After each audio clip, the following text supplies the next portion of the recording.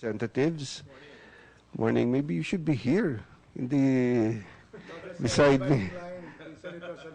No.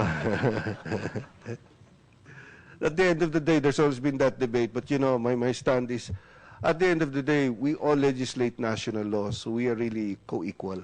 But you are nationally elected. Okay. Okay. Let me acknowledge the resource persons who are here today. From the Department of Health, ASEC Pauline Jean Rosel Ubial. Good morning, ma'am. You're from the Office of Technical Services. Yes. And of course, our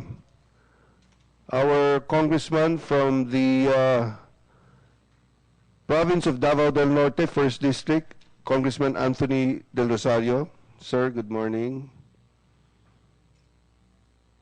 Davao Regional Hospital, Dr. Romulo Busuego. Good morning, sir. The man who will craft the Bangsamoro Basic Law in the House, the man of the hour, Congressman Rufus Rodriguez from Cagayan de Oro City. Good morning, sir. Congressman Jess Romaldo of Camiguin is not around, but he did send a letter of support for the bill. From the Northern Mindanao Medical Center, Dr. Jose Chan. May buntag, sir. From the Gubat District Hospital, Dr. Marie Ann Pura Ecleo. Hi, ma'am. Good morning. Okay. From the office of Congressman Kisumbing, Miss Ann Saribay. Ma'am, good morning. I talked to Congressman Kisumbing. He called me this morning, and he sends his regrets because he's busy preparing for something really important, his coming wedding. So this weekend, yes. From the Eversley Child's Sanitarium Hospital, Dr. Lope Maria Carabanya. Good morning, sir. For the director from the DOH, it says DOH/FDA, Attorney Nicolas Lutero. Morning, sir. You're already in charge also of the FDA now? Okay. Private Hospitals Association of the Philippines, President Dr. Rustico Jimenez. Are you around, sir? Good morning. Philippine Hospital Association and Philippine Medical Association, also from Cagayan de Oro, Dr. Jesus Hardin. Morning. Okay. The first one that we will take up is the bill on the Davao Regional Hospital, converting it into a Davao Regional Medical Center. Oh, good morning, sir. Congressman Ramos, Deogracias Ramos of Sorsogon, just arrived. Good morning, sir. Oh, that's all right. That's all right. You have a very nice province. I remember when I visited your. Yes, yes, yes. Okay. Where's the bill?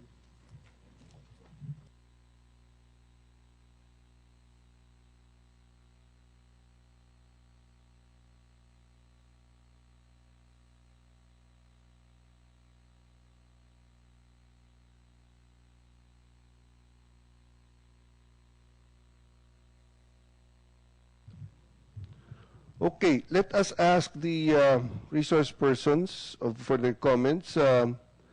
from the Department of Health, who would like to speak on behalf of the department? Ms. Rosel Ubial. Yes, ma'am. This is about the Davao. Yes.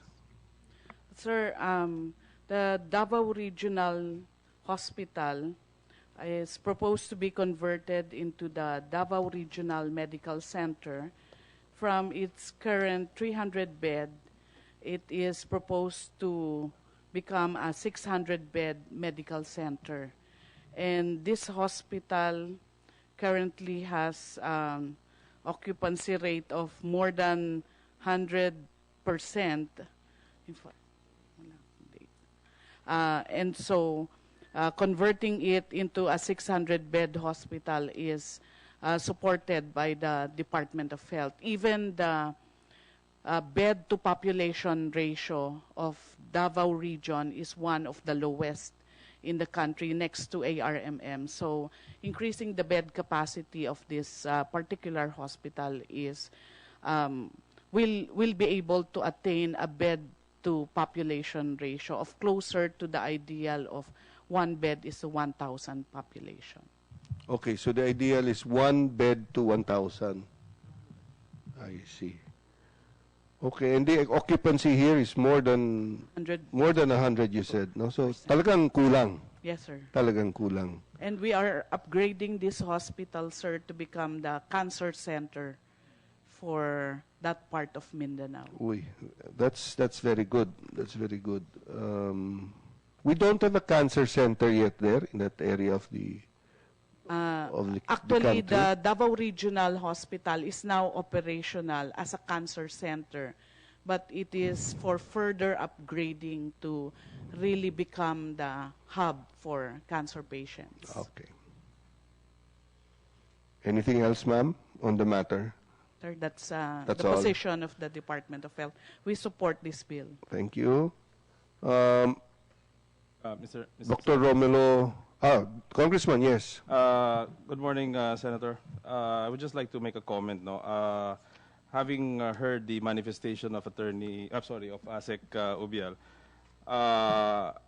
I therefore would like to formally propose that we amend the bills being discussed today, because our bills, Mr. Senator, only has an increase of up to 500 beds. Yes, nabasa ko nga, 500 eh. Reason being, this bill was actually initially filed in the 15th Congress. So that was about 3 years ago. So since 3 years ago, apparently the 500 is already an old figure, because we have already surpassed the 500 mark, and that is why probably the good Assistant Secretary is suggesting to amend it to 600 instead. So we fully support that, Senator, and that is also right. We hope to expand the facilities, improve the facilities of specifically the cancer center, Senator, because right now we are positioning the hospital to be the cancer center in that part of the country. So we've already initiated efforts to that effect, and we hope, and we are very glad that the DepEd has, the Department of Health has supported us in that endeavor, Senator. Thank you. So your proposal is to make it from 500 to 600, Senator, as manifested by ASEC Ubial. Okay, then. I will adopt that proposal. Dr. Romulo Busuego, sir? Yes, sir. Good morning, sir. You have anything to say on the matter? No, sir. I fully supported and agreed with the recommendation by the Department of Health, being the chief of hospital for that hospital for almost 25 years. And for the past 5 years, we had about almost 225% occupancy rate. That's beyond almost ×2 the authorized bed. Yes, yes. And with all the challenges of Mindanao now, having identified to be the center for cancer, we are looking into how we can improve further the number of manpower there, sir, to challenge that needs there. In Mindanao, we only have, I think, for government, the only linear accelerator available in Mindanao is our hospital. The rest are owned by private hospitals, sir. Okay. Okay. Anything else, sir? No more, sir. Thank you.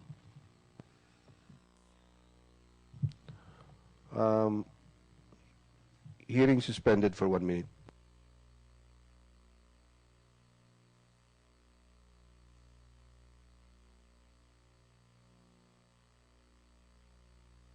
Okay. Is there anyone else who would like to add anything on the matter of the Davao Regional Hospital? Congressman I Rufus, join and yes. support the Honorable Congressman Anthony De Rosario in his motion to amend it to 500 to 600. And I wish to be on record if this representation from Cagayan de Oro supports the increase from 500 to 600 on the record here in the Senate. Thank you, Mr. Chairman. Thank you, Congressman Rufus Rodriguez.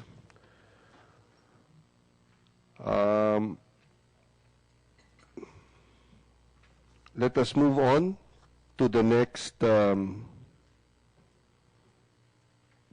topic. Increasing the bed capacity of the Northern Mindanao Medical Center. Let's hear from Dr. Jose Chan. Sir? Yes, sir. Good morning. Good morning. The Northern Mindanao Medical Center is currently a 300 authorized bed capacity, and we are requesting that it will be increased to 600 bed. Currently, we are already at the brim or at the maximum of nearly twice the capacity of the 300 bed. We are into more than 550 patients already, inpatients, and we are catering an increasing number of outpatients also. And we are developing some programs or specialty activities like heart and kidney operations in our hospital, and including the upcoming cancer center development. So we really need more space and more people to work with the hospital. Okay, so from 300 to 600. Yes, sir. Congressman Rodriguez? Yes, good morning, Mr. Chairman, who comes from the beautiful island of Mindanao, the island which is now the focus of all discussions in all radio and television and newspapers because of the Bangsamoro Basic Law, and you being the chairman of the Peace and Reconciliation in the Senate, one of the leading committees that will have to decide on the BBL. Mr. Chairman, I join our head of hospital, Dr. Joe Chan, that we are able to increase. Right now, Mr. Chairman, the beds that are being used now, which includes beds in the corridors, in the other rooms, which are not really meant for patients, is already about 580. And that is now, this is now from 300, we are now having almost 550 beds being used even outside of the wards and the rooms for beds. And we can see, Mr. Chairman, that at present, every day, 300 would go to the emergency room, and then 600 outpatients come, so 900 patients go there a day. And of the plantilla position, Mr. Chairman, because 300 would entail only about 865 if you have a 300 bed capacity. Right now, we have already 633 plantilla and 695 job orders, or 1,300, which really approximates, under the guidelines of the DOH, a 600 bed capacity will have 1,345. So right now, we're really having that already, Mr. Chairman. And so really, this felt need is very, very much important that we are able, especially with the support of the Honorable Chairman, who has likewise filed. You are now the author in the Senate of the bill also increasing this. So we thank you, and we ask that this be approved by the committee. Of course, we'd like to hear also, Mr. Chairman, the Department of Health, and we are really asking for your support to have this approved and realize the needs and the demands for the times in our area to have sufficient bed capacity to help our poor patients. Thank you, Mr. Chairman. Thank you, Congressman Rodriguez. ASEC Obial. Sir, the Department of Health fully supports this bill. We recognize the importance of the providing quality health services, and the hospital cannot provide this if they are undermanned and understaffed, and as well as under-equipped. This particular hospital has been in existence for the past 90 years, and Northern Mindanao has also a bed-to-population ratio of more than 2,000. So increasing the bed capacity of this particular hospital to 600 bed would improve that particular ratio. The Northern Mindanao is also targeted for a cancer center.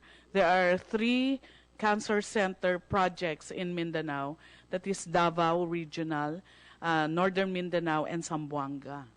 And so therefore we fully support, as well as they are already being harnessed as a heart-lung-kidney center for Mindanao. So we fully support the move to increase the bed capacity, and as well as the human resource and budget for this particular hospital, which is serving the population of Northern Mindanao and the surrounding provinces. Thank you. Mr. Senator, may I? Yes, Congressman Del Rosario. I would like to also make the manifestation that this representation fully supports the bill of Congressman Rufus Rodriguez, our champion for the BBL in the House of Representatives. I do not know, Mr. Senator, if the champion is the right word or the wrong word, but anyway, for the moment, he's still the champion now of that bill. But more importantly, Mr. Senator, I just realized now, after hearing the manifestation of ASEC Ubial, that there are plans to upgrade the hospital in order to have a cancer center also. And Mr. Senator, I fully support that move, especially since I have experience with cancer. I am a cancer survivor, and I know how difficult it is to undergo treatments, no? Especially if you come from the marginalized sector. No? So anytime there is a move to improve a hospital facility in order to include a cancer center, cancer facilities, cancer treatment facilities, I support it 100%, Mr. Senator, and that's why I would like to state for the record that I support the move of Congressman Rufus Rodriguez and, of course, the Department of Health. Thank you. Mr. Chairman, Thank you, Congressman Del Rosario. Your manifestations are well taken. Congressman Rodriguez, I'd like yes. to, Mr. Chairman, to manifest the eternal gratitude of the people of Cagayan de Oro to Congressman Anthony Del Rosario for supporting this bill, and likewise the Department of Health to Undersecretary Obial, and of course to Dr. Jo Chan, one of the most outstanding directors of hospitals in the entire country, Mr. Chairman. So we therefore thank all of those who are here, and especially the chairman of this committee, who's also the main author of the bill in the Senate. Thank you very much, Mr. Chairman. Thank you, Congressman Rodriguez.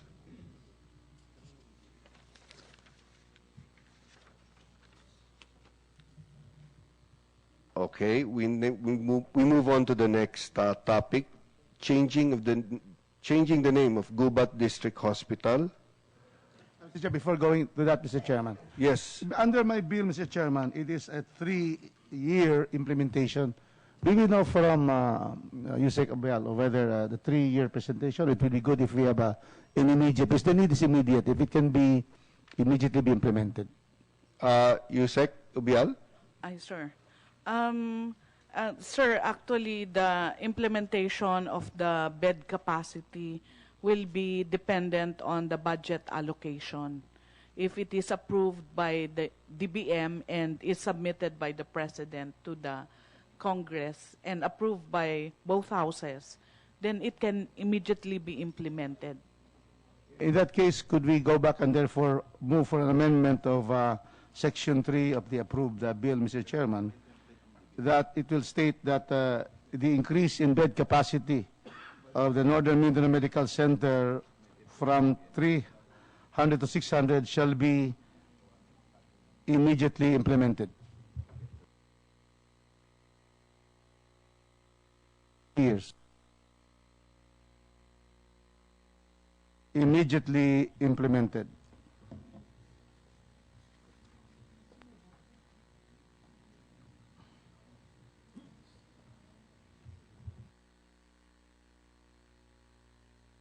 Other words in section 4 is that the Secretary of Health shall immediately include also. So the immediate words are always Okay, found. I see it now. Yes. Yes, we accept the amendment. Yes, Shall be immediately. implemented, period. Okay. Thank you, Mr. Chairman. Thank you. Mr. Chairman, may I be recognized? Yes, I was going to ask nga kung yung sa Davao is also immediately implemented. Eh.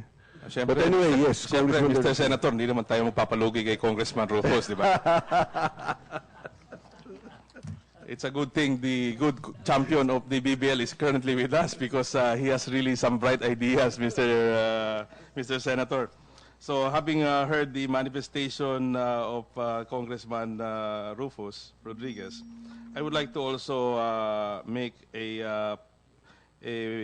motion, Mr. Senator, that we also amend the section pertaining to the implementation of the 500 beds from 4 years to immediately. Yes, I accept the amendment. And If the congressman from Cagayan de Oro will accept even an additional amendment before his hospital, immediately before his hospital, I would always yield to my good friend, Mr. Chairman, and I support the motion of the good congressman. Okay.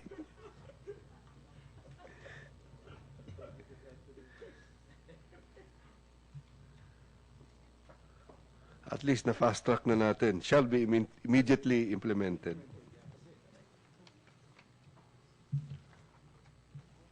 Where's the next? Where's the gubat?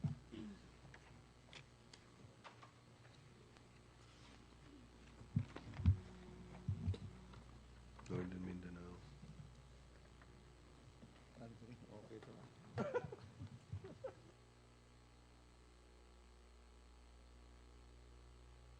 Okay.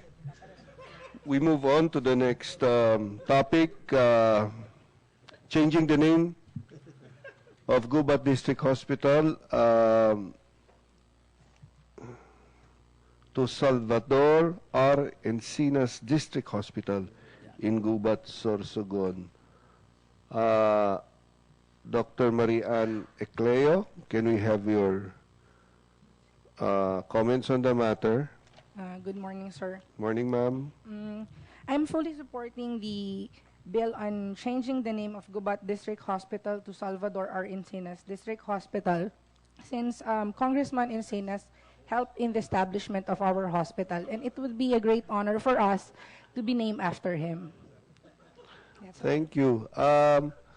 Congressman Manong, Congressman Ramos. Good morning, Mr. Chairman. Good morning, sir. Good morning to my colleagues and well as to our source person present. May I be allowed to read my explanatory note regarding House Bill 1248?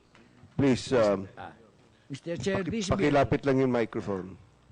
Mr. Chair, this bill seeks to change the name of the Gubat District Hospital to Salvador Rocha Encinas District Hospital in the municipality of Gubat, province of Sorsogon.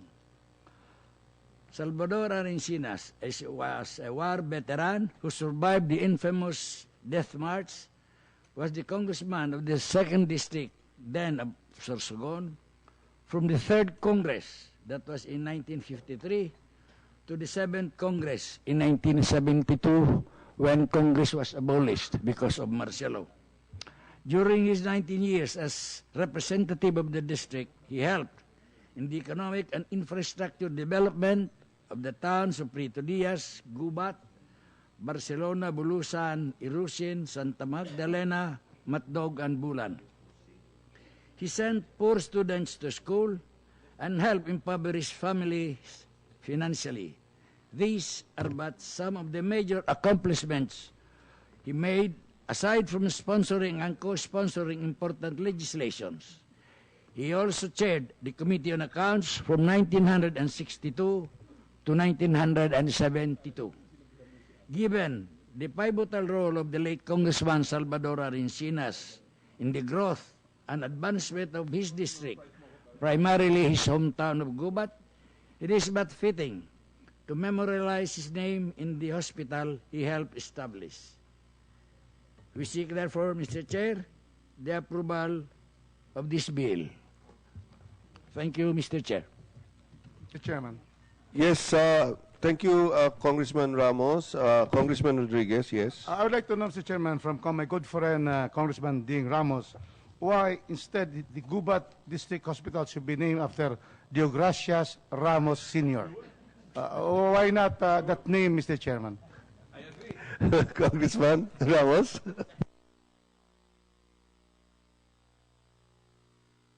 No, Mr. Chair. Levity aside. Levity aside. The late Congressman Salvador Encinas deserves this honor. Imagine, he would have been a congressman for probably 6 or 7 times had not it been for martial law. Probably he would have died as a congressman. Yes, thank you. Ms. Asek Obial, you're raising your hand. Yes, you're recognized. Yes, sir. We would like to make this manifestation to the members of this committee. The Department of Health appreciates the noble intentions of the proposed measure in changing the name of Gubat District Hospital to Salvador Rocha Encinas District Hospital, which aims to honor the aforementioned person for his hard work and dedication. However, the Department of Health has set guidelines in renaming a hospital in honor of a person. There are 3 criteria or recommendations for naming a particular hospital against a particular person. Number 1, it should be in memory of a deceased person. And I think Congressman Ramos mentioned that that particular requirement is already complied. Number 3, the person to be honored must have distinguished himself or herself in the field served, honorable and worthy of emulation by civil servants and or the people. So again, Congressman Ramos mentioned the outstanding and distinguished achievement of Congressman Salvador Encinas. Number 2 requirement, sir, is that the proposed name should be acceptable to the people of that district as expressed through a resolution of the corresponding sangguniang panglalawigan of which the hospital is part of. And therefore, we hope that the people, the congressman who proposed this particular bill, should secure the number 2 requirement before this particular bill is actually approved. What's the number 2 requirement again, ma'am? Sangguniang Panlalawigan resolution, that the name is acceptable to the people of that particular. Congressman Ramos? Okay, I will easily comply with that's number 2 requirement, Your Honor. I will call the office of the Vice Governor and then perhaps make the necessary resolution regarding this bill, Your Honor. Yes, the committee will await that before we bring it to plenary. Yes, Your Honor. I'll see to it that we can do it before we go on break. March 18. Before March 18. No, before that, para Yes, I ma-approve will. na sa plenary. Opo. Sir, may I be recognized? Congressman, yes, Rosario. Having heard the manifestation of Asek Ubial and the manifestation of the good Congressman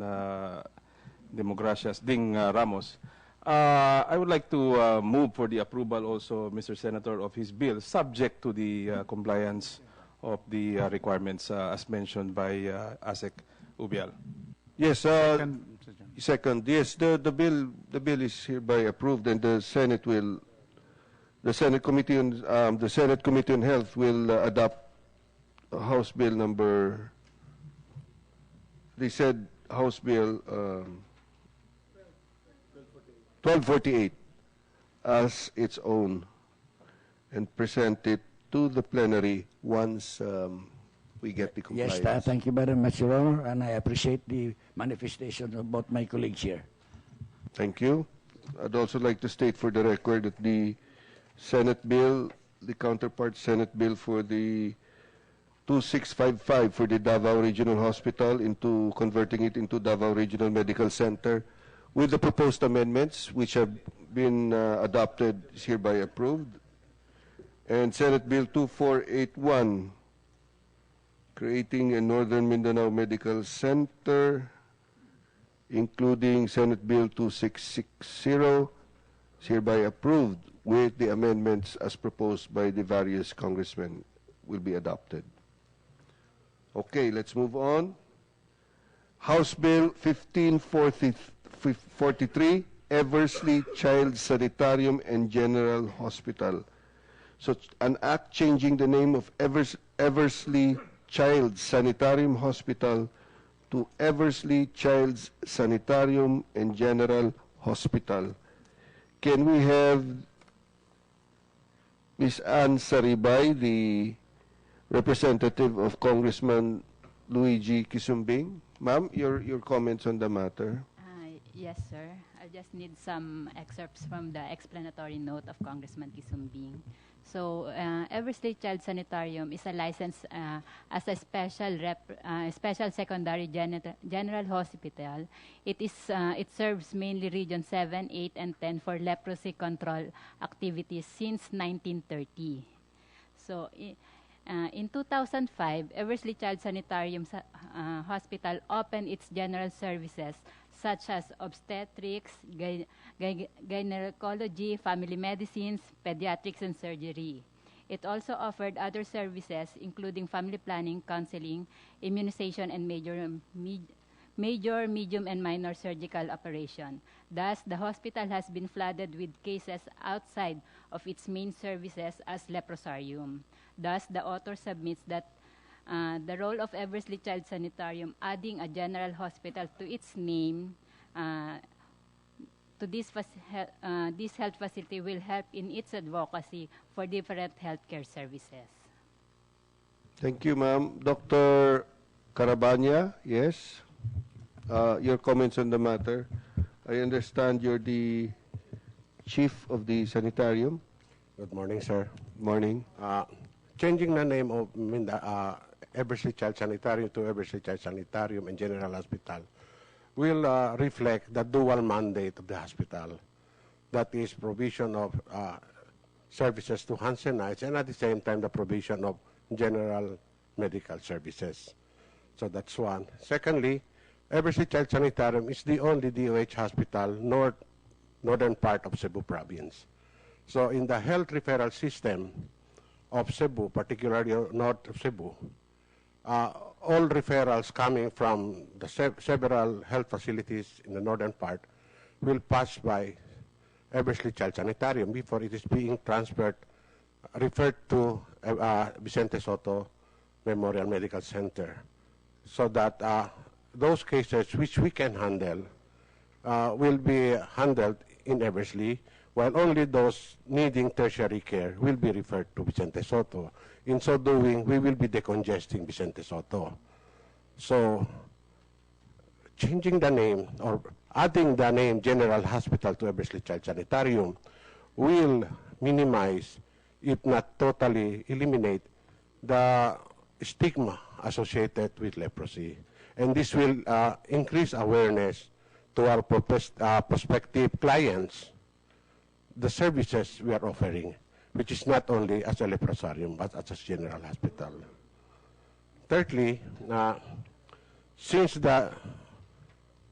Eversley Child Sanitarium was established in 1930, we were receiving manpower complement and budget only as a sanitarium. But last year, when we started implementing the staffing standard as part of the DOH rationalization plan, we were given the manpower complement and budget for a general hospital. But at the same time, the budget and manpower complement for a sanitarium was discontinued. So in either way, the budget and complement and manpower complement was inadequate. So it is hoped by changing the name to Eversley Child Sanitarium and General Hospital, this will translate to the provision of adequate manpower and budget complement. Thank you. Okay, naintindihan ko naman. Ngayon naintindihan ko. I understand now why you want to change the name. Oo. Department of Health, ASEC Ubial, yes? Yes, sir. Thank you, sir. Actually, sir, we have 8 sanitarium across the country. Eversley Child's is just one of them. In about 2000, there was a plan to convert all the 8 sanitaria into a general hospital. But unfortunately, some of the sanitarium has had a hard time coping with the conversion plan. However, the Eversley Child Sanitarium, I would like to inform this committee, is one of the hospitals that have really moved forward into becoming a general hospital. And in fact, they were the first hospital to be ISO certified, DOH hospital, ISO certified outside of Metro Manila in 2013. So the Department of Health supports this move to actually change the name of the hospital and thereby changing its mandate into a general hospital. Thank you, sir. So I'm glad to know that Eversley has been able to move on and really go into converting itself into a general hospital. Yes. Yes, Mr. Chairman. Congressman Rodriguez. For the record, let me just manifest my strong support for this bill for our good colleague and friend, Congressman Luigi Quisumbing. I am sure that except for the fact that he's preparing for his marriage, he should be here already. But but we would like to therefore manifest our strong support. The only question, Mr. Chairman, is does Eversley, does it come from the words Elvis Presley? Do we know what is the source of the Eversley name? Because I'm very interested in history. Is this Dr. Caravagna, do you know why? Yes po. Actually, Eversley Childs is the name of a person. Eversley Childs. He is a philanthropist from New York who came over to the Philippines to establish Eversley Child Sanitarium. I see. So it's Eversley not Childs. Elvis Presley, Congressman. Pangalan ng tao po yan. Okay. With that, the House Bill of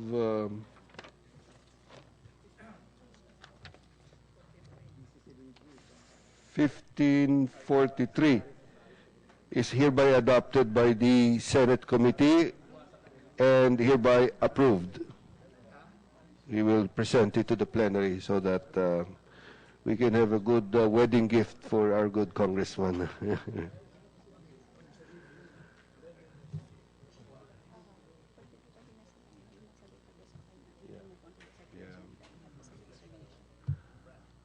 Okay, the next item is the health facilities regulation. But before that, we will suspend the hearings for a few minutes so that we can have our congressman, so that we could give our congressman the time to excuse themselves. Thank you once again, Mr. Chairman. Thank you for strong support for Cagayan de Oro and Mindanao. Thank you very much. Okay.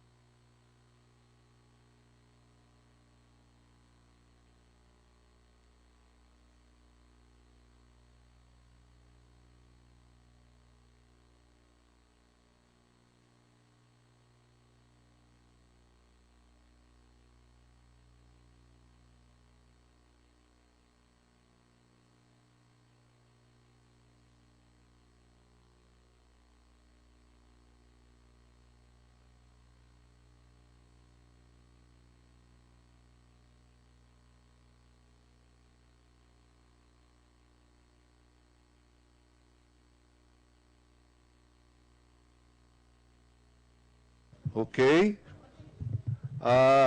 Hearing resumed.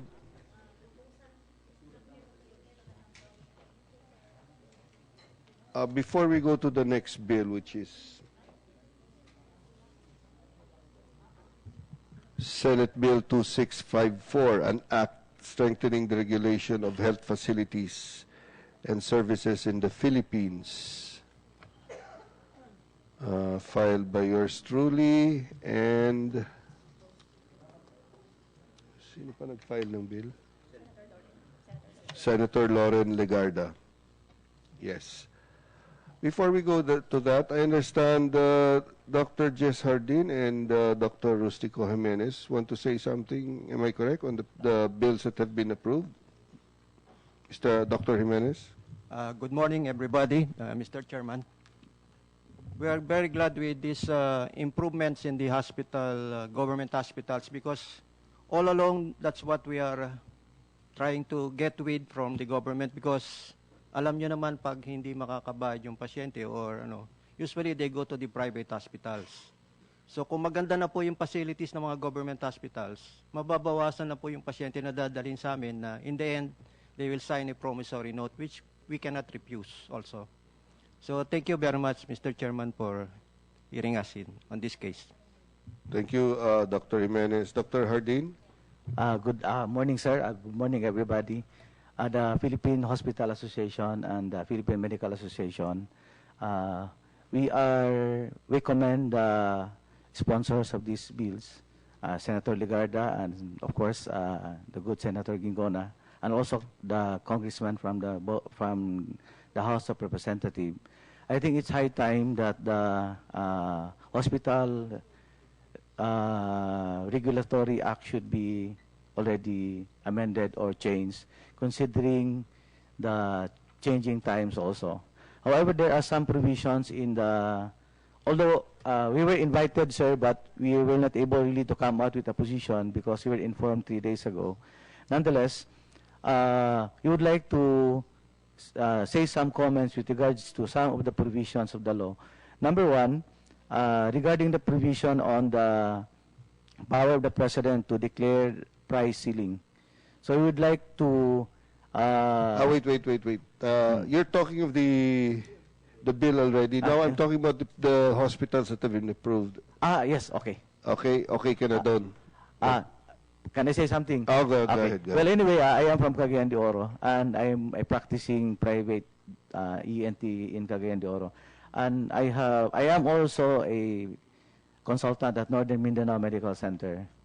And considering that Cagayan de Oro is a referral center for Northern Mindanao, and most of our patients, not only from Cagayan de Oro, but the entire region, and I think it's high time that we really have to improve the bed capacity of the hospital. Not only the bed capacity, including also other services, Mr. Chair, because they are the referral centers. So, particularly in Northern Mindanao, where I come from also. And we fully agree to the approval of the bill, Mr. Chair. Thank you, Dr. Hardin. So you are a practicing EENT, but you failed to state that you're also a member of the Liberal Party. That is correct, Mr. Chair. Thank you. Okay. Now we go to Senate Bill 2654, and the bill filed by Senator Legarda also, which is Senate Bill 1190. The counterpart on the House, which has been passed, is the House Bill 4000, filed by Representative Nava of Guimaras, the beautiful island of Guimaras. I'd like to acknowledge the other resource persons who have arrived for the next few bills that we will be tackling. Dr. Dennis Bernabe of, I'm trying to read, the Policy Development Unit of the League of Provinces of the Philippines. Hindi po, Doctor, sir. Ay, sorry. Mr. nakalagay dyan. Yes, yes, yes. Thank you, sir. Sorry. The National Chair of the Philippine Coalition Against Tuberculosis, Dr. Jose Hesron D. Morfe. Good morning, sir. Good morning, sir. The Vice President of Philippine Health Insurance Corporation, or PhilHealth, Mr. Francisco Zay Soria Jr. Good morning, sir.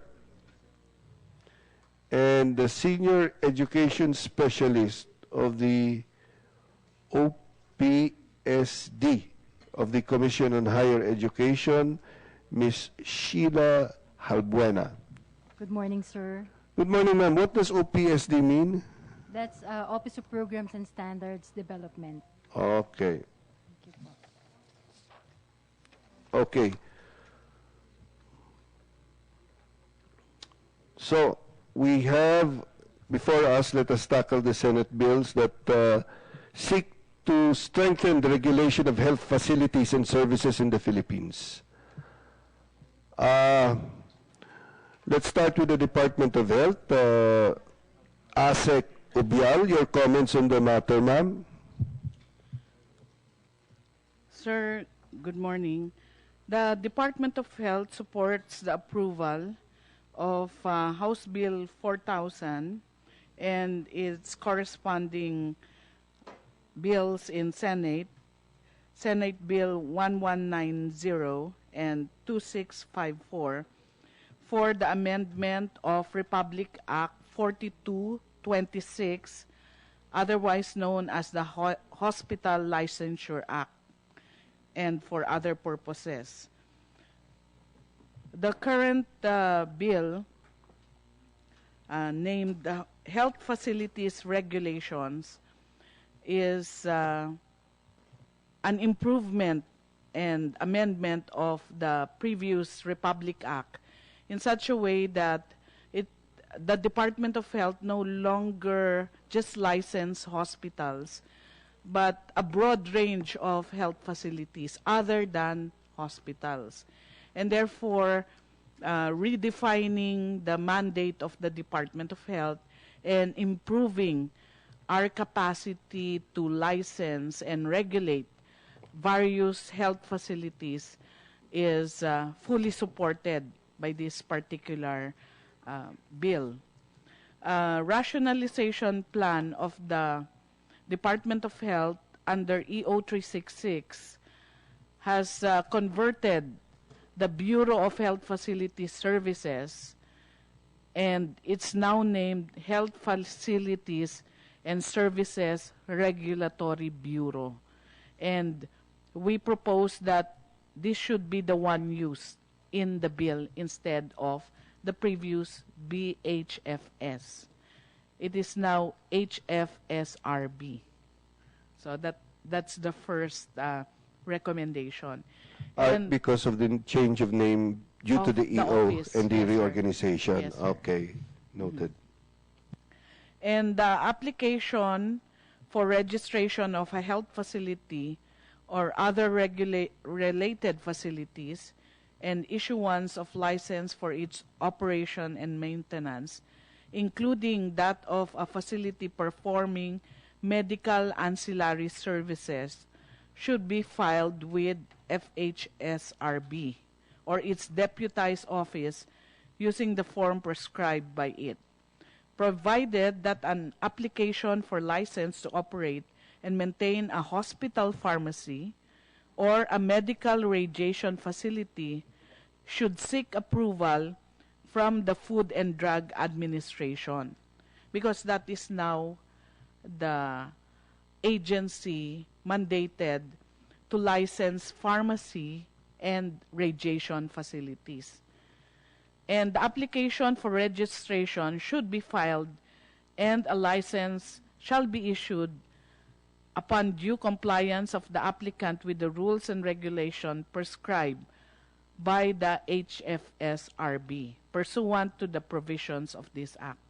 So, sir, the clarification here is that the HFSRB makes the policies and guidelines for licensure, but the actual inspection and provision of license will be with the FDA. Okay. Republic Act 9711, otherwise known as the Food and Drug Administration Act of 2009, mandates the FDA, Center for Device Regulation, Radiation Health and Research to regulate all medical radiation facilities. In pursuant to DOH Administrative Order 2007-0021, entitled Harmonization and Streamlining of Licensure System for Hospitals, the FDA shall deputize HFSRB to issue license to medical radiation facilities as well as pharmacies located in hospitals only. On the other hand, other health facilities seeking license for medical radiation facilities and pharmacies outside hospital premises shall be dealt with by the FDA accordingly. So yun po yung recommendation of the Department of Health for improvement of this particular Senate bill. And we would like to include a staffing provision composed of technical and legal staff that should be included as part of this bill, and a funding or appropriation provision for adequate personal services, capital outlay, and maintenance and operating expenses should be included in this bill. Thank you, sir. Thank you, ma'am. I see that you're reading from a paper. Could you kindly submit that, if that would be all right, to the Secretariat? Yes, sir. We will submit this position paper. It is signed by our Health Secretary, Janet Loreto Garin. Thank you, ma'am. Attorney Lutero, yes? Yes, if I may add to what ASEC Obiala said. I would like to start by thanking you, Mr. Chairman, for sponsoring this bill in the Senate.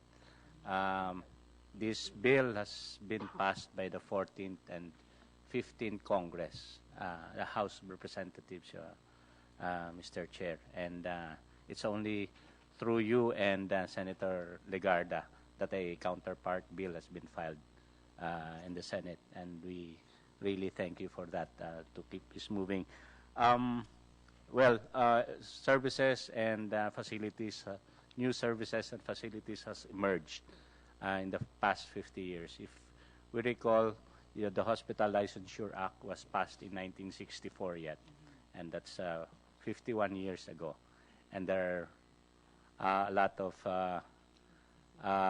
facilities that has emerged. For example, dialysis clinics were not contemplated before, but it's we have a lot of dialysis clinics, and the current legislation does not cover it because it only refers to hospitals.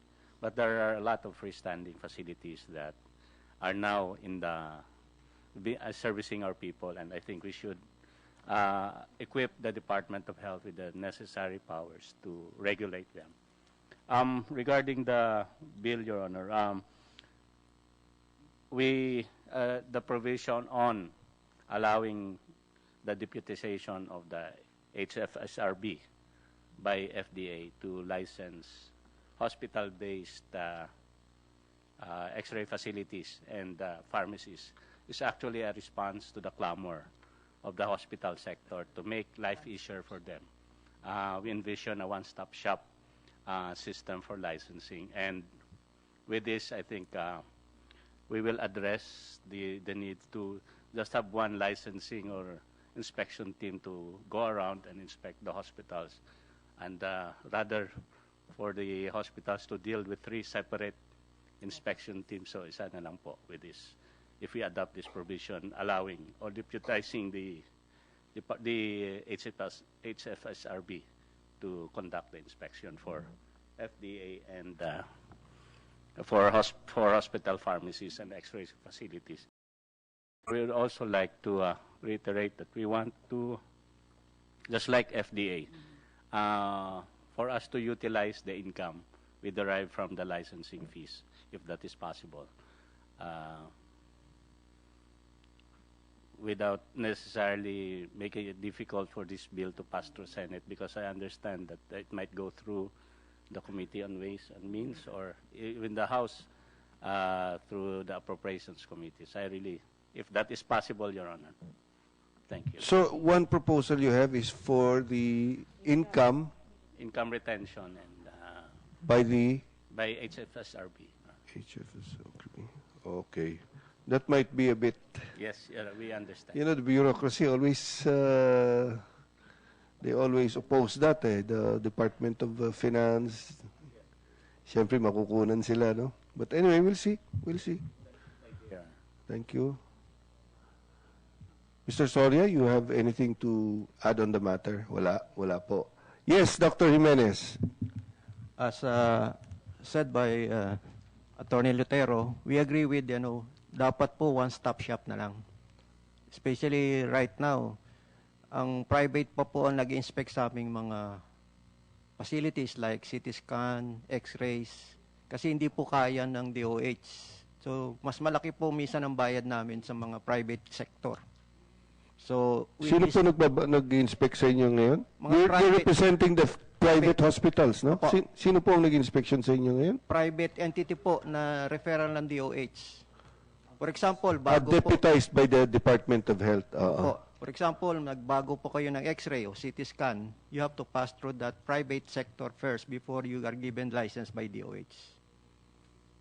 Okay. Kaya meron pong medyo doon because sometimes galit yung private, hindi niya bibigyan kaagad ng license. So natatagalan po. That's why yung po palaging request namin kay Attorney Lutero, if possible, isa na lang po, one-stop shop para wala na pong problema yung mga hospital. So you're in favor of this bill? Of course. Yes. Thank you. Dr. Hardin, yes? Thank you, Mr. Chair. Mr. Chair, I am in favor of this bill. I think this is necessary at this point in time. The comments from the Department of Health is well taken, and I think we should adopt that, Mr. Chair, as part of our maybe amendment in the bill. However, Mr. Chair, I would like to bring out a certain issue.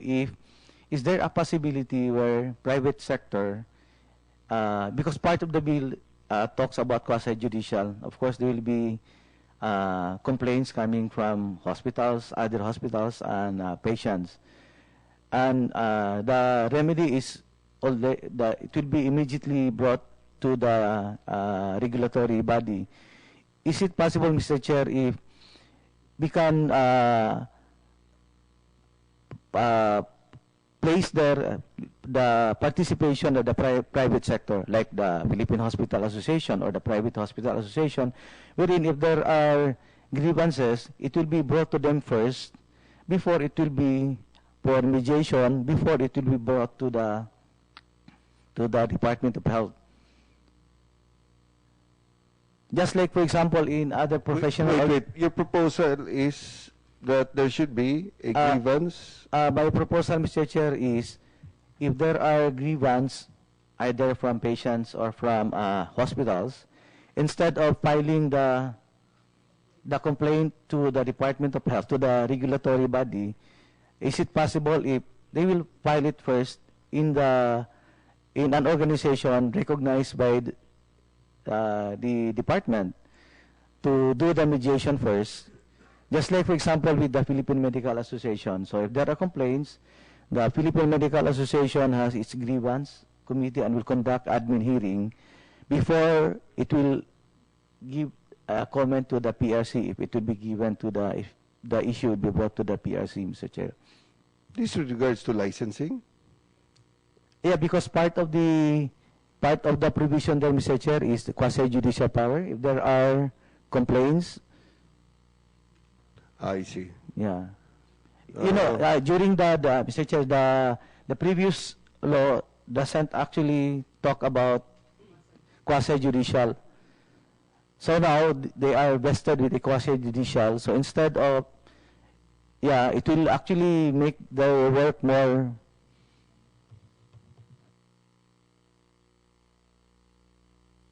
Good. So I think that's just my comment, Mr. Chair, if that will be possible. Okay. Attorney Lutero?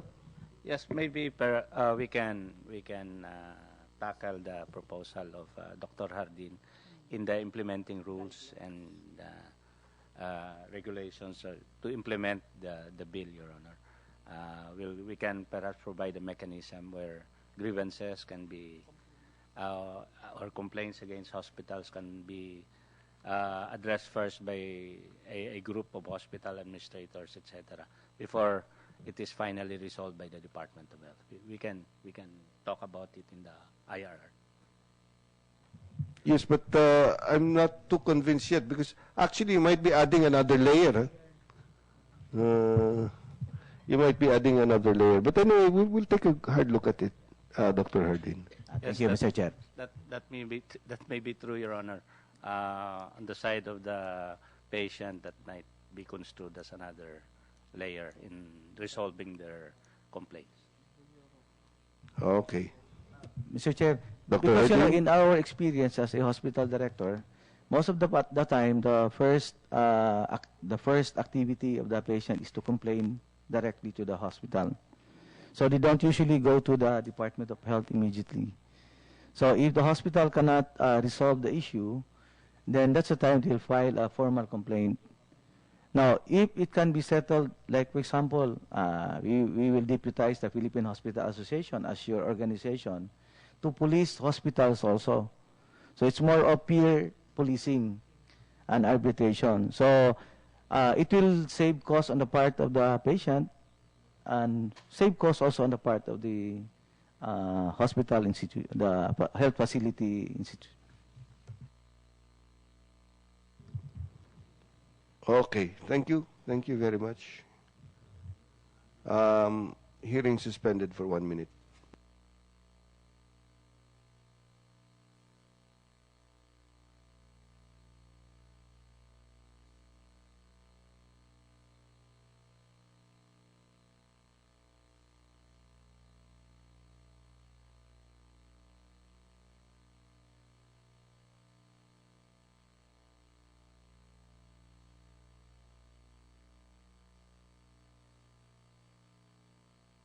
Is there anyone else who would like to say anything on the matter, the subject matter? Attorney Lutero?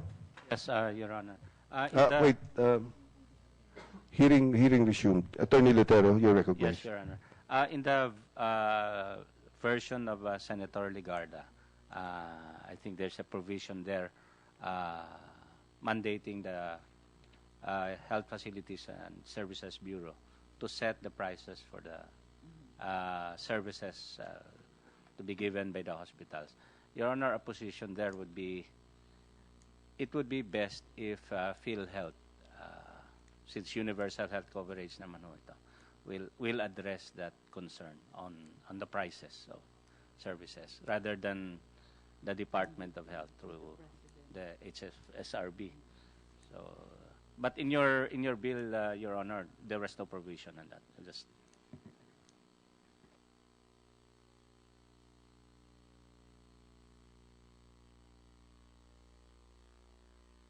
Okay, thank you, thank you. Anyone else on the subject matter? Mr. Chair? Mr. Hardin? Just to Dr. want to Hardin. comment with regards to the one part of the provision of the bill regarding the price fixing. The Philippine Hospital Association will not agree to that, Mr. Chair, because, pricing in our services is actually market-driven. So you cannot just fix a price because, inflation and other factors really. So I think pricing should be given to the forces of the market, Mr. Chair.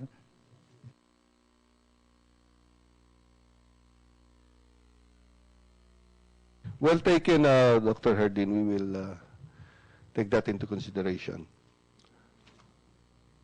Okay. With that, ASEC, Obial, we will await your submission of your position paper. With that, with the comments, I would like to state that the two Senate bills, Senate Bill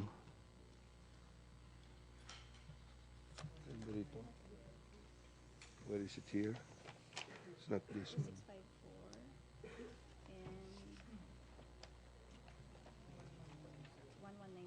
2654 and 1190 hereby approved. Sana makahabol na to sa plenary. I didn't know this was filed pala the past two congresses, no? So, and then that this, the law that is presently in force now was vintage 1964. So it's really about time we keep up with the times. Okay, thank you. We move on to the next bill, which is the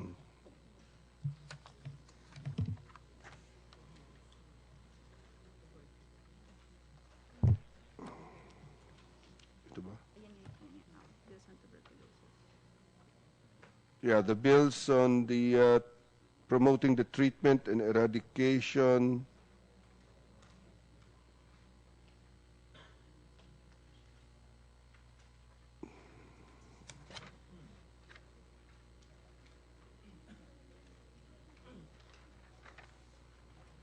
several bills, no? All on the comprehensive Philippine plan of action to eliminate tuberculosis as a public health problem.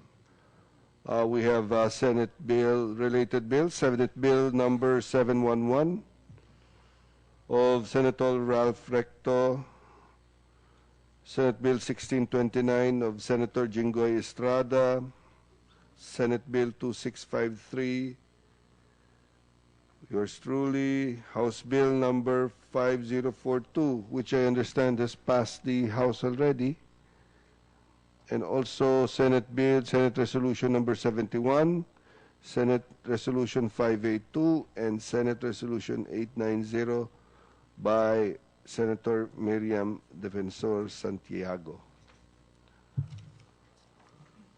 Okay. We'll start with the Department of Health. Your comments, ASEC Obial. Sir, the Department of Health lauds and appreciates the effort of Senate and Congress to pass a law on tuberculosis elimination.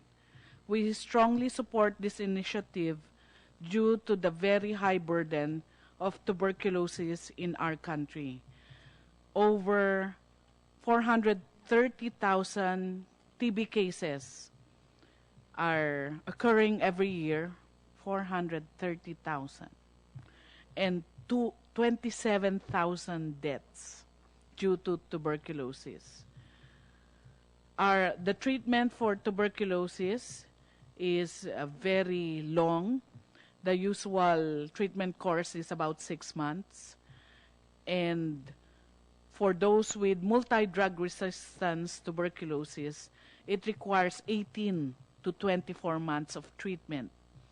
And the program cost per patient is about 8,500 for the regular course and 250,000 for the multi-drug resistance tuberculosis course. That's a lot. That's a lot of money. Yes, sir. 250,000. Okay. And right now, we're seeing about 12% multi-drug resistance for new cases and 20% for retreatment. 12% and 20% of what's the universe? The population of the Philippines? 430,000, 12%, sir. And multi-drug resistance retreatment is about 20,000 cases. That's 20%. Pag retreatment, ibig sabihin, parang relapse. They had a treatment already, and they were not treated or cured from that treatment. Okay, so it is really high burden for the Philippines. And the DOH concurs with the provisions of the proposed TB control bills with some recommendations to enhance the said bills. The development of the Philippine Plan of Action to Eliminate Tuberculosis. Okay. And there's an estimate of MDR-TB, 2% of new cases, so 430,000, 2% is about 40. 2% of all TB cases are multi-drug Yes, resistant. yes. So that's about 4,000 cases. Okay, yes. Okay. Please proceed. To eliminate tuberculosis will define the objectives, targets, and strategies to attain the World Health Assembly targets. DOH, in accordance with our mandate, will lead its development with participation of different stakeholders, because we believe that fighting tuberculosis should be a whole of government approach and not just the health sector approach. The bill may need to specify the inclusion of corresponding opportunities to effect the plan and attain the desired outcomes with regards to the role of other government agencies. The strengthening of the National and Regional Coordinating Committee on Tuberculosis will be a forum for public and private sector for a coordinated action against tuberculosis. Therefore, it is not only a whole of government approach, but it is a whole of society approach, meaning that the private sector will play a big role in the elimination and the control of tuberculosis. This is also to clarify that aside from DOH-owned facilities, TB services provision is mainly through the health centers, rural health units owned by the local government units. And we have established across the country a lot of public-private partnerships wherein private sector facilities are also outlets for TB treatment and drugs, which is equally vital to harness such platforms.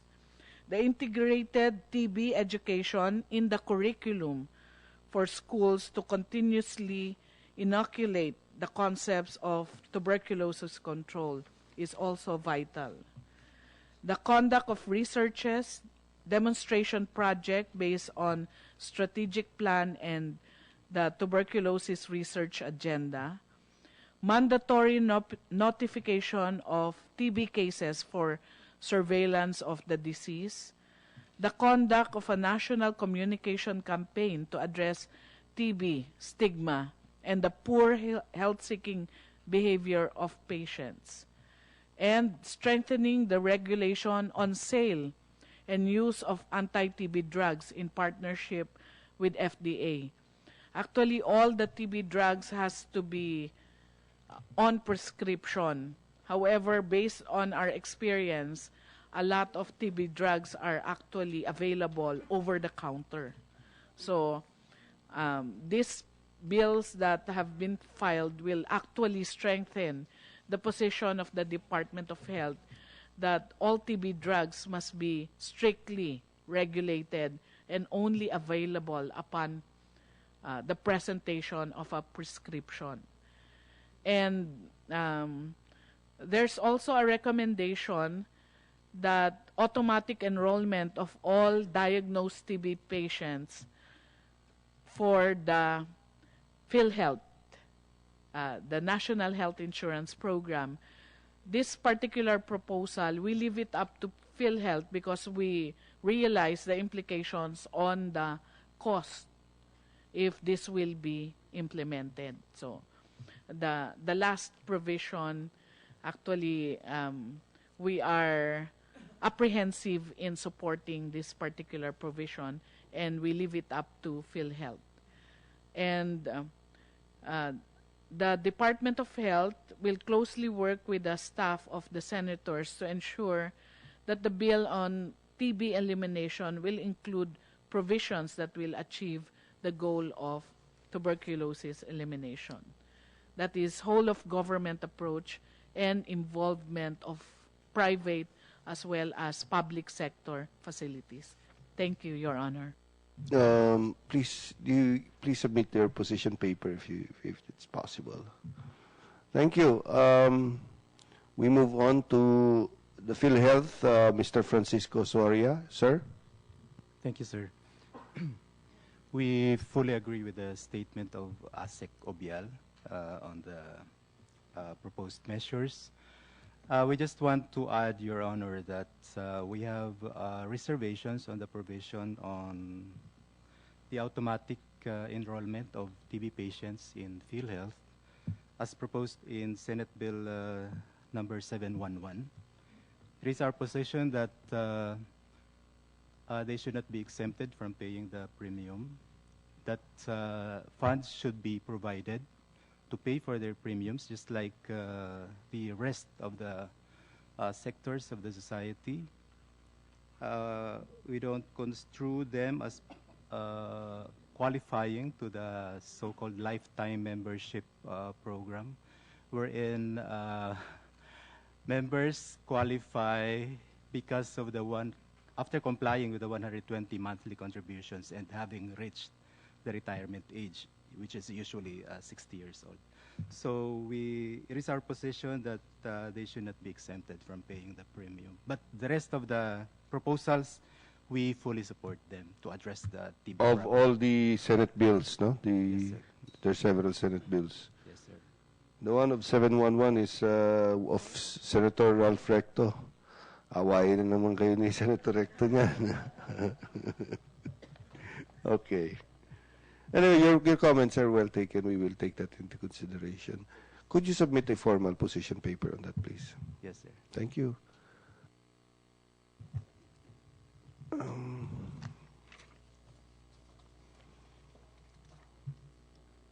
Attorney Lutero, do you have anything to say on the matter? For FDA, Your Honor, we just reiterate that the requirement for us to monitor strictly the requirement on a prescription before these TB drugs are sold. We will make sure that this is being strictly followed, Your Honor. Okay, thank you. Pero matagal na problema yan natin eh. Kahit hindi TB drugs eh, we can get anything over the counter really.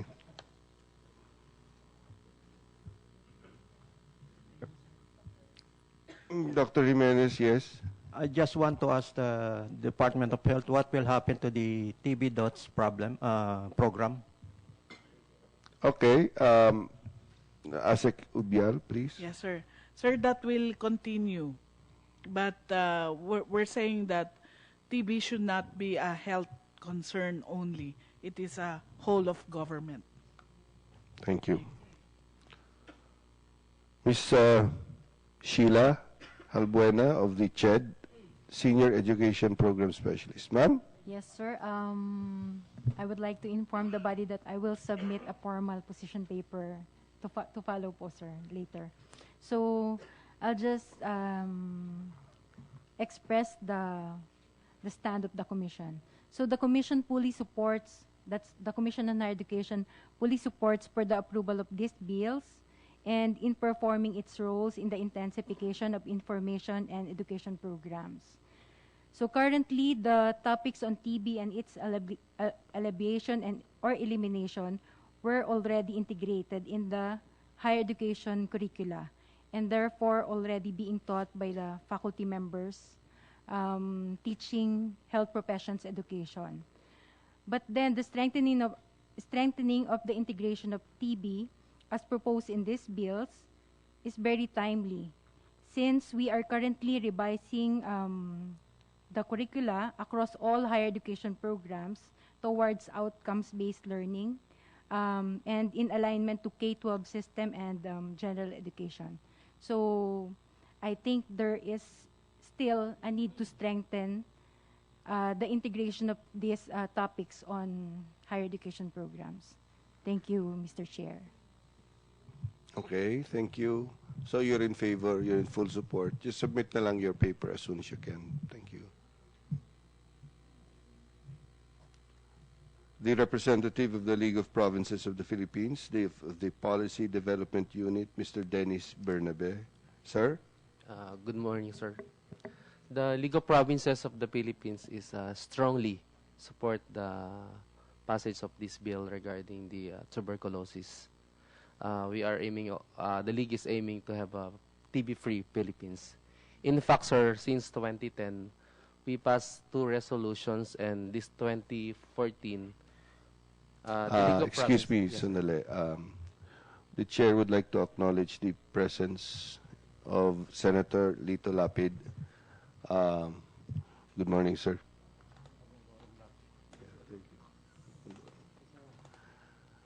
Please proceed, Mr. Good morning, Bernabe. Senator Lapid.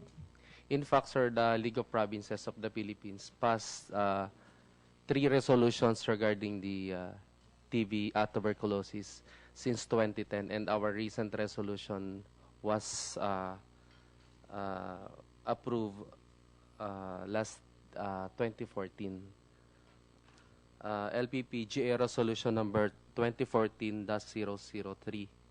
Resolution is strongly reaffirming the support of the League of Provinces of the Philippines to the National Tuberculosis Program of the Department of Health and the Philippine Plan of Action to Control Tuberculosis, and adopting the Ligtas the Pamilyang Pilipino Laban sa Tuberculosis, the LPP-TB program of the League of Provinces, as the League's major program towards the attainment of the TB-free Philippines.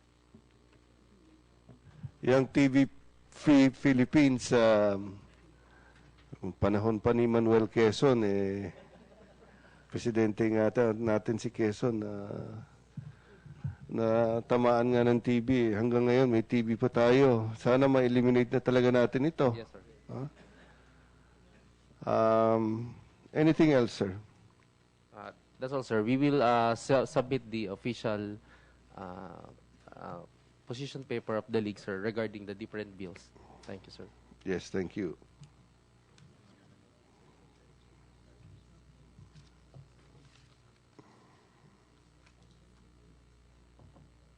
Doctor, the representative of the Philippine Coalition Against Tuberculosis, Dr. Jose Herson Morfe. Sir, anything you'd like to say on the matter? Thank you, Your Honor. We don't have an official position paper for now, in as much as we only received the invitation about less than a week ago. But we fully support, as an organization of about 63 member groups composed of medical societies, NGOs who are service delivery providers, and then at the same time, some corporate members likewise, who are all in agreement that we need to address this problem of the country. We have participated in the version of the Congress of this particular bill, and we would like to reiterate our request in terms of making TB as a reportable disease, and then at the same time to focus on advocacy, communication, and social mobilization among all possible sectors of society. In particular, we agree with that of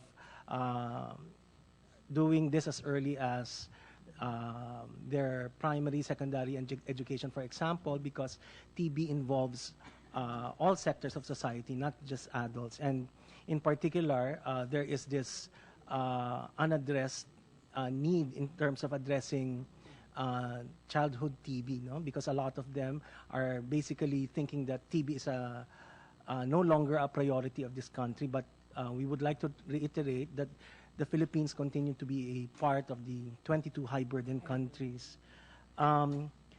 This is in fact... I'm sorry, what did you say? 22? High-burden countries. High-burden countries, Yeah, okay. that account for more than 80% of the world's TB case burden. So recently, the Philippines is ranked number 7, okay, and this is still a very significant problem meant for us to address. This is the reason also of, behind the establishment of our organization, the recognition that a good number of the patients would consult the private sector, and that's why we would like to rally the private sector also to be involved in TB control. We have noted, we are a sub-grant implementer of the Global Fund, and we have noted that in trying to help the establishment of all of these DOTS facilities nationwide, a lot of times we would notice that one big problem is in fact the full complement of health workers at the local level, in the service delivery level. Oftentimes we would encounter a lot of LGUs not having their own medical technologists, and that is a big problem in terms of trying to meet our case detection rate targets. For example, a lot of them would mention that it is because there are certain limitations on how they will be using or allocating their ERA in terms of the hiring of personnel. So maybe it's possible for us to address that particular need of having a full complement of the NTP core team at each LGU level to make sure that service delivery is very much unaffected. In terms of that of regulation of access to drugs, we fully support this as well. We suggest the possible creative solutions of making it a regulated drug, like as that of those requiring S2 or opium license. So maybe this will be one particular way for us to address the MDR-TB problem in the country. We are closely working with the Department of Health, them being a vice chair of the Executive Board of PhilCat since we have been instituted in 1995, and we continue to support them in that regard. We just would want further strengthening of national and subnational policy support in order for us to make sure that TB is addressed not just seemingly at the national level, but even the LGUs themselves will be prioritizing it. A lot of local health boards do not actually discuss the problem in their community, and we would like to have greater awareness and at the same time more more responsive initiatives from the local health boards in addressing their problem of TB. That's all. Yeah, your comments on the local health boards, not even in general, maraming LGUs pa na hindi pa fully hindi pa fully utilized. I'll use the word utilized for want of a better term. Yung local health boards. Yeah. No?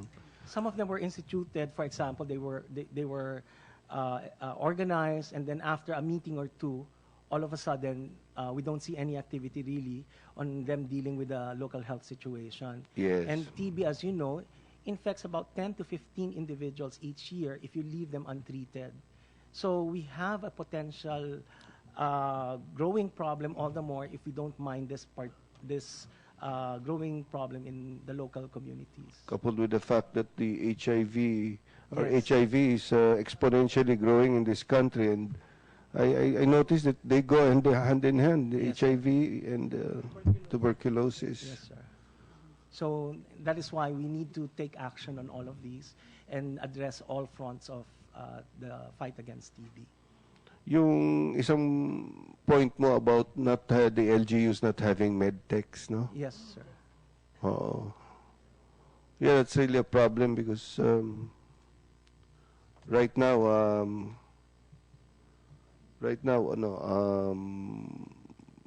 the DBM, I understand, has some PS limitations for the local government units. Yes, no? Okay, 1 minute suspension.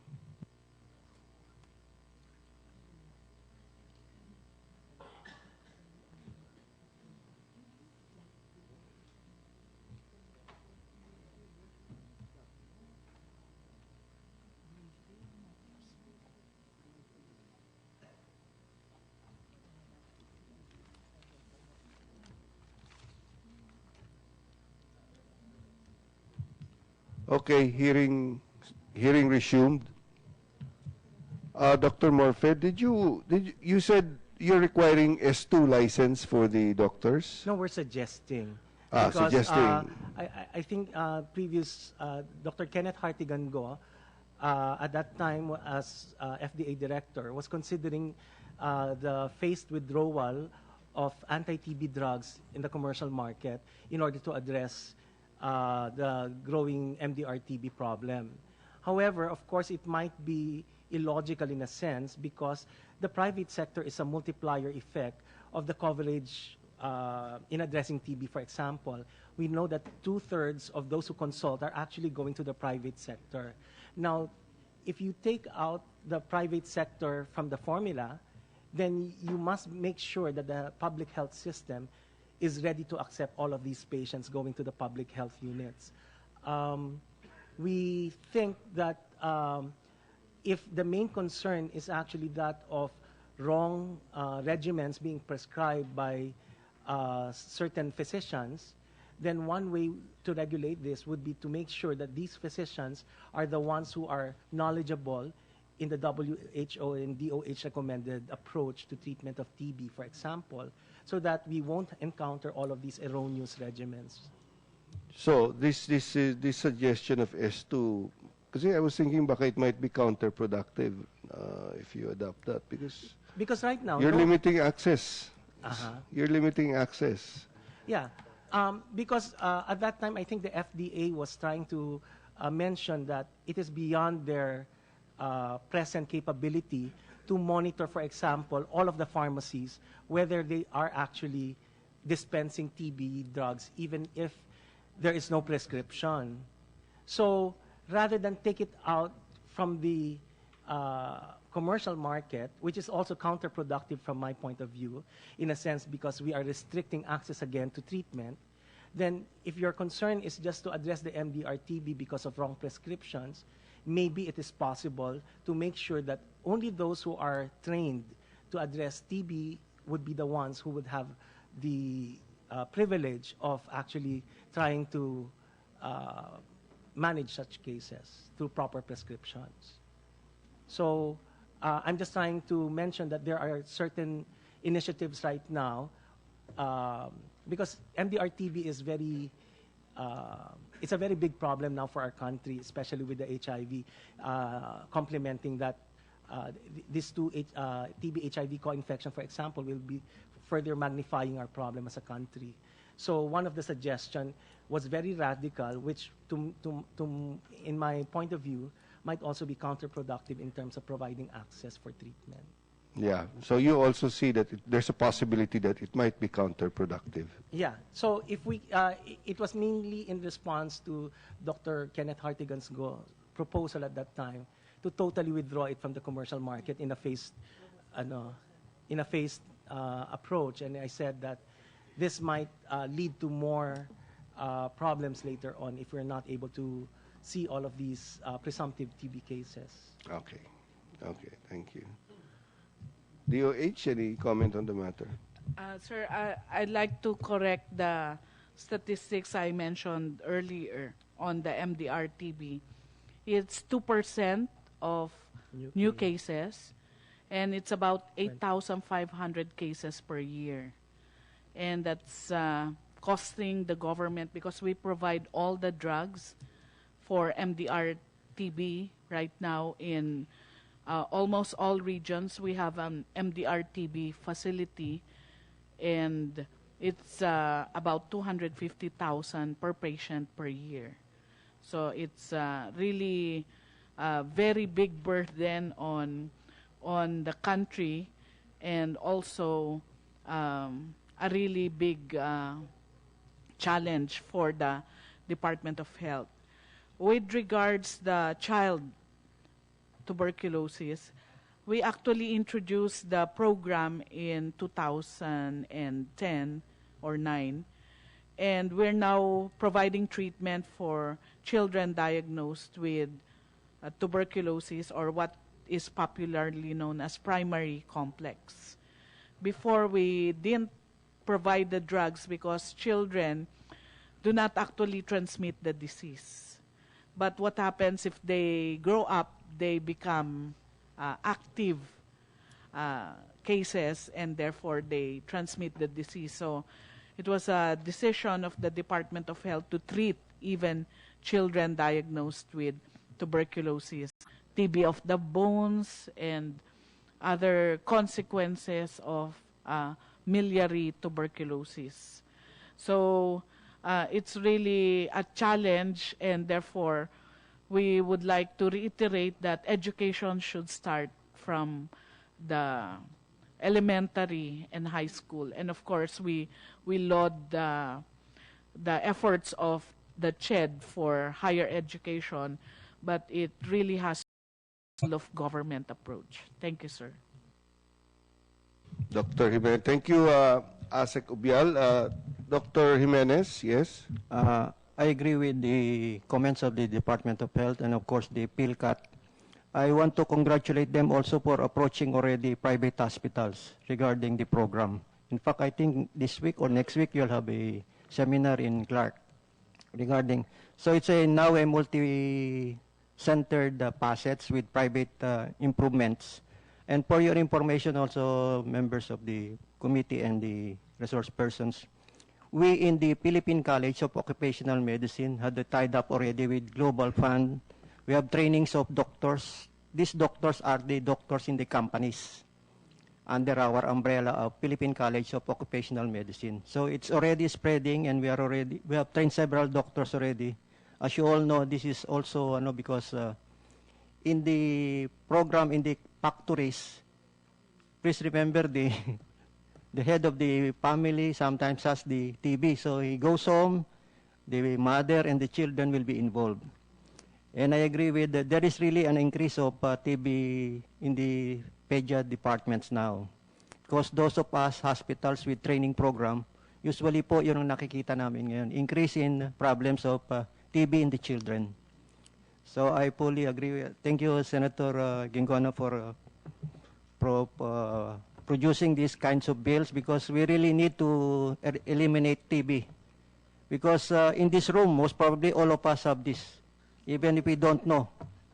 Because it is driven by, and we have an air condition here. And then, of course, it concomitants with the HIV, because there is an increase, of course, of between 10 to 12% every year, especially in cases in the call center agents, and that is the number one business we have now. Thank you, Mr. Senator. It's a good thing that HIV is not spread by air, no? Dr. Hardin? Well, the incidence and prevalence of TB at this point is still very high. But the main problem is not about the ordinary TB. The main problem is actually about the multi-drug-resistant TB. So why is it that we are not able to achieve total eradication? I think number one is because of wrong or irrational practice amongst service providers. Second, I had an opportunity to serve also in the province of Misamis Oriental, and one of the main problems is it is not a priority of the local government unit because of lack of resources. And third, most of the TB are actually in the rural areas. They are not rich, and most of them are not educated. So I think we have to change our thinking on how we would address the problem. We will address it as a national problem. That is why we are coming out with this bill, because it's not anymore a problem among the local government. It's not anymore a problem among us doctors. But as a national problem like HIV, it's important that the national government should be the one that should give the salaries to the medtech. If it is really, if you would like to think of it as a national problem. Because otherwise, local governments, they have our own priorities, infrastructure, health, and in fact, that's even the problem with the local government code. Even if you have your local health board, they exist, but they don't actually function. So I think this is the importance of this bill, Mr. Chair. Sana yung batayan ng mga botante pag boto sa mayor, yung kung ilang number of TB no? Okay, your comments are well taken. Anyone else before we wrap up? This matter are hereby approved, and we will be forwarding the committee report to the plenary so that this can become a law in due time. Thank you very much. Thank you everyone for coming. It has been a fruitful morning.